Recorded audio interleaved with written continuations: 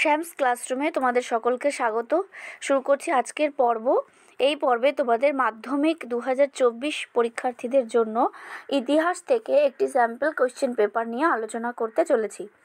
এই পর্বে আমি তোমাদের সম্পূর্ণ কোশ্চেন পেপারটির এসিকিউ এবং এমসিকিউ টাইপের কোশ্চেন আনসার সলভ করছি এবং বড় প্রশ্নগুলোও তোমাদেরকে আলোচনা করে জানাচ্ছি।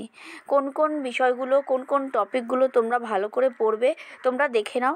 সম্পূর্ণ ভিডিওটি দেখার জন্য তোমাদের কাছে অনুরোধ রইল, ভিডিওটি স্কিপ না করে সম্পূর্ণ ভিডিওটি মন দিয়ে শোনো।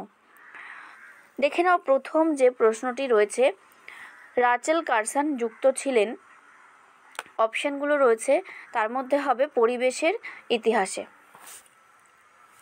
নেক্সট, বঙ্কিমচন্দ্র বঙ্গদর্শন পত্রিকার সম্পাদনা করেছিলেন কত বছর?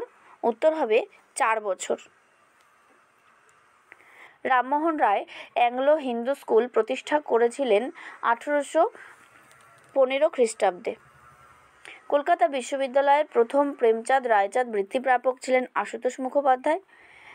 অনেক জায়গায় তোমরা দেখতে পাবে এটা আনন্দমোহন বসুও আছে, তো সেক্ষেত্রে আনন্দমোহন বসু এবং আশুতোষ মুখোপাধ্যায় দুটোর একটা করলেই হবে। রেনেসাঁস শব্দটি হলো একটি ফরাসি শব্দ। জঙ্গলমহল নামে একটি পৃথক জেলা গঠন করা হয়েছিল চুয়ার বিদ্রোহের পরে। ভারতের রাজকীয় বন বিভাগের প্রথম ইন্সপেক্টর জেনারেল ছিলেন, উত্তর কী হবে? ডিয়েট্রিস ব্র্যান্ডিস। অপশান গ। মহাবিদ্রোহকে যে ব্রিটিশ লেখক সিপাহী বিদ্রোহ আখ্যা দিয়েছিলেন তা হবে চার্লস রেক্স। অপশান ক। চৈত্রমেলা হিন্দু মেলা রূপে পরিচিত হয় 1867 খ্রিস্টাব্দ থেকে। ভারত সভার প্রথম সভাপতি ছিলেন রেভারেন্ড কৃষ্ণমোহন বন্দ্যোপাধ্যায়। বাংলা পুস্তক ব্যবসায়ের পথিকৃৎ ছিলেন গঙ্গা কিশোর ভট্টাচার্য। বাংলা লাইনোটোপ প্রবর্তিত হয় 1935 খ্রিস্টাব্দে। ঘ। দেশপ্রাণ নামে পরিচিত ছিলেন বীরেন্দ্রনাথ শাসমল। ভারতের প্রথম শ্রমিক সংগঠন ছিল মাদ্রাজ লেবার ইউনিয়ন। কৃষক প্রজা পার্টি প্রতিষ্ঠা করেন কে? উত্তর হবে ফজলুল হক। বঙ্গলক্ষ্মীর ব্রতকথা রচনা করেন কে? রামেন্দ্র সুন্দর ত্রিবেদী। নারী কর্মমন্দির প্রতিষ্ঠা করেছিলেন উর্মিলা দেবী। এরপরে চলে আসছি পরের পাতায়। এজাভা সম্প্রদায়ের অন্যতম নেতা ছিলেন নারায়ণ গুরু। ভাষাভিত্তিক পৃথক অন্ধ্রপ্রদেশ রাজ্যটি গঠিত হয়েছিল 1953 খ্রিস্টাব্দে। পুরুলিয়া জেলাটি পশ্চিমবঙ্গের অন্তর্ভুক্ত হয় 1956 খ্রিস্টাব্দে। এরপরে বিভাগ খ, সেখানে 16টা প্রশ্নের উত্তর দিতে হয়। প্রতিটি উপবিভাগ থেকে অন্তত একটি প্রশ্নের উত্তর দিতে হবে, মানে মিনিমাম একটি প্রশ্নের উত্তর প্রত্যেকটা বিভাগ থেকে দিতে হবে এবং সব মিলিয়ে টোটাল 16টা প্রশ্নের উত্তর লিখতে হবে। তাহলে প্রথম যে উপবিভাগটি রয়েছে সেখানে প্রথম প্রশ্ন রয়েছে, ভারতে কোন বছর রেলপথ প্রবর্তিত হয়? উত্তর হবে 1853 খ্রিস্টাব্দ। 2 গ্রামবার্তা পত্রিকাটি কোথা থেকে প্রকাশিত হতো? কুষ্টিয়া থেকে। বেঙ্গল টেকনিক্যাল ইনস্টিটিউটের প্রথম অধ্যক্ষ কে ছিলেন? উত্তর লিখবে তোমরা প্রমথনাথ বসু। গান্ধী বুড়ি নামে কে পরিচিত ছিলেন? উত্তর হবে মাতঙ্গিনী হাজরা। উপবিভাগ 2-এর 1 হয়ে গেল। পরের উপবিভাগে রয়েছে ঠিক ভুল নির্ণয় করো। বিপিনচন্দ্র পালের জীবনী গ্রন্থের নাম 70 বৎসর। এই কথাটি ঠিক না ভুল তোমাদেরকে লিখতে হবে, তাহলে উত্তরটি হবে ঠিক। প্রথম ভারতীয় শব ব্যবচ্ছেদকারী ছিলেন মধুসূদন দত্ত। উত্তরটি কি হবে? ভুল, অর্থাৎ ক্রস। এবং তিনি ডক্টর অনিল শীল 18 শতককে সভা সমিতির যুগ বলে অভিহিত করেছেন, এটাও ভুল।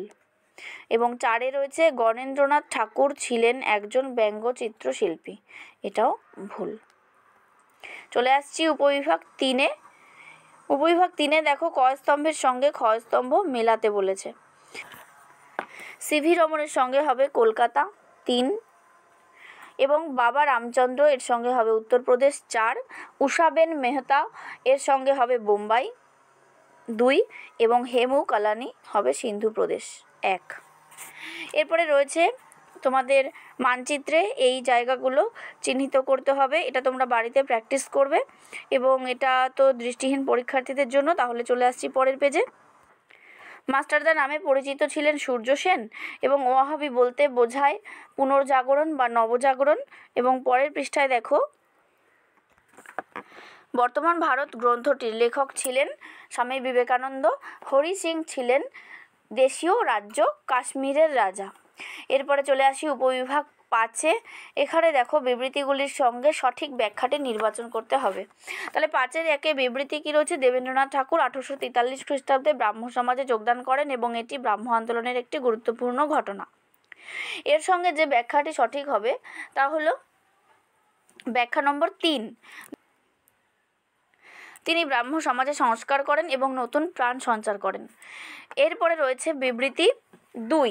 বিবৃতি 2-এ দেখো কি আছে?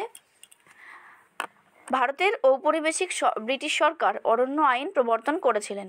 এর সঙ্গে সঠিক ব্যাখ্যাটি হবে ব্রিটিশ সরকার নিজেদের স্বার্থে অরণ্য সম্পদ ব্যবহার করতে চেয়েছিলেন। এটি। এবার বিবৃতি 3-এ রয়েছে গান্ধীজি কখনোই শ্রমজীবীদের আন্দোলনের সঙ্গে যুক্ত হতে চাননি। তাহলে এর সঙ্গে সঠিক ব্যাখ্যাটি হবে যে গান্ধীজি পুঁজি এবং শ্রমের মধ্যে সংঘর্ষ এড়াতে চেয়েছিলেন। এবং 4-এ যেটি রয়েছে দেখো, 1921 খ্রিস্টাব্দে মোপলা বিদ্রোহ সংগঠিত হয়। এর উত্তর হবে এটি ছিল কৃষকদের একটি জঙ্গি আন্দোলন। তাহলে অপশান যে 1 অর্থাৎ ব্যাখ্যা 1। এরপরে রয়েছে তোমাদের কিন্তু 2 নম্বরের প্রশ্ন 11টা। এইগুলো তোমরা একটুখানি ভালো করে প্র্যাকটিস করবে। দেখো যে প্রশ্নগুলো রয়েছে এগুলো কিন্তু খুবই ইম্পর্ট্যান্ট। একবার চোখ বুলিয়ে যাও পরীক্ষা দিতে যাওয়ার আগে। এরপরে তোমরা দেখো বড় প্রশ্নগুলো কি আছে।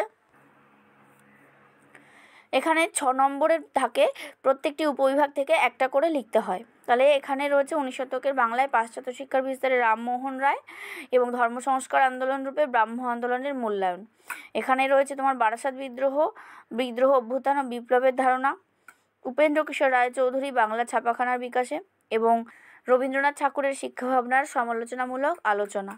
এছাড়া রয়েছে দেখো কাশ্মীর সমস্যা। এই যে বড় প্রশ্নগুলো। এবং 8 নম্বরে রয়েছে যে বাংলার নবজাগরণ এবং নবজাগরণের সীমাবদ্ধতা, বাংলায় ছাপাখানার ব্যবসায়িক উদ্যোগসমূহের একটি সংক্ষিপ্ত বিবরণ, বারদৌলি আন্দোলনের একটি সংক্ষিপ্ত বিবরণ। এই জায়গাগুলো তোমরা একটু ভালো করে দেখবে। তাহলে এই হলো আজকের আলোচনা। তোমরা ভালো করে পরীক্ষা দেবে এবং প্র্যাকটিস করে যাবে। আর পরীক্ষা দিতে যাওয়ার আগে কিন্তু অবশ্যই চোখ বুলিয়ে যাবে এই প্রশ্নপত্রটি। এছাড়া আমি আরও প্রশ্নপত্র তোমাদেরকে মডেল কোয়েশ্চেন পেপার হিসেবে দিতে থাকবো। তোমরা দেখতে থাকো, ভালো থাকো।